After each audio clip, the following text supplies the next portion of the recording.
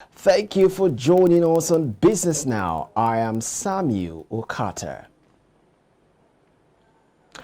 Vice President Yemi Osinbajo on Tuesday in Abuja directed the Nigerian Sovereign Investment Authority to develop the country's forced carbon market activation plan and drive engagement on the plan.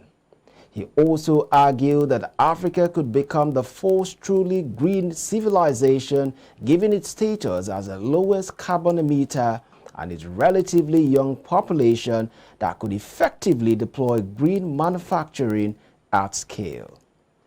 At the official signing ceremony of the Carbon Vista Agreement at the State House Abuja, Osinbajo said the importance of that enabling environment is crucial for Nigeria to play a global role in voluntary carbon markets. Senior Special Assistant to the Vice President on Media and Publicity, Laolu Akonde, disclosed this in a statement titled, "Africa can become first truly green civilization." The Carbon Vista is an initiative to support Nigeria in meeting its net zero target by investing in carbon avoidance and removal projects.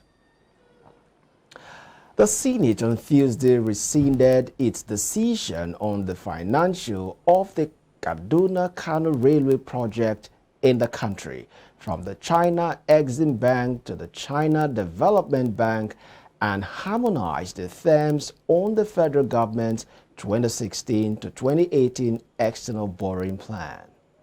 The National Assembly had in 2020 approved a 22 billion 798 million 446,773 loan for the railway modernization project of the Kaduna-Kano segment.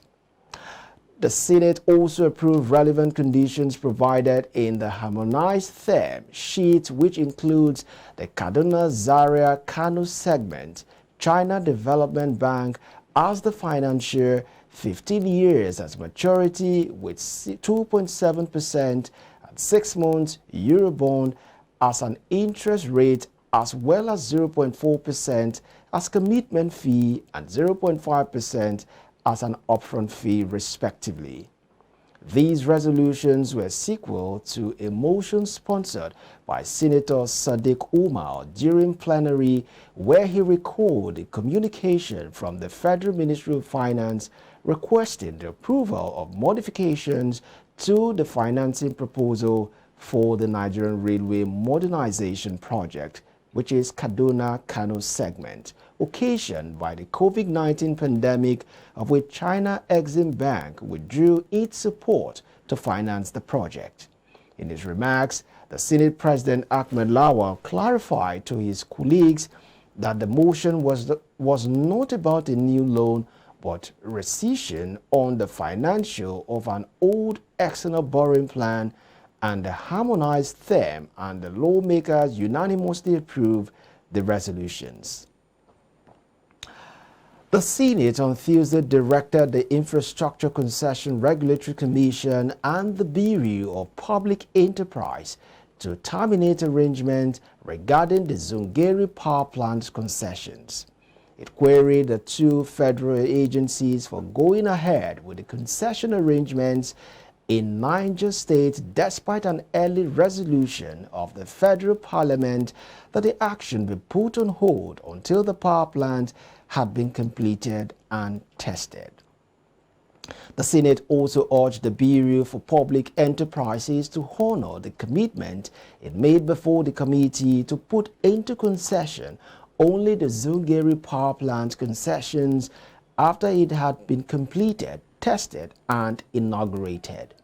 It also recommended a new timetable for the concession process, which must be adopted by the Bureau for Public Enterprises, adding that it would allow time for the actualization of key contractual milestones that are critical to the success of the proposed concession.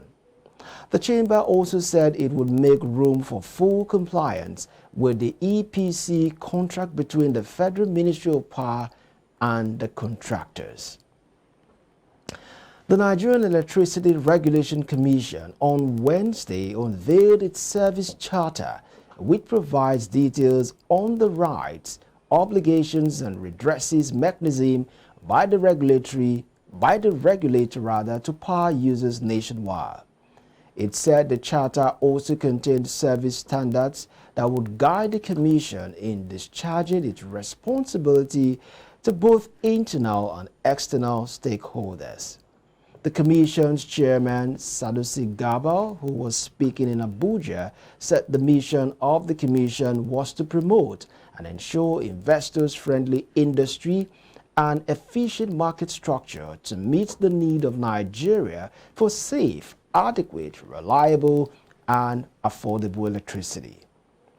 The Minister of Power, Abubakar Aliyu, said the essence of the charter was to provide vital information regarding the functions and services rendered by the Commission to the public.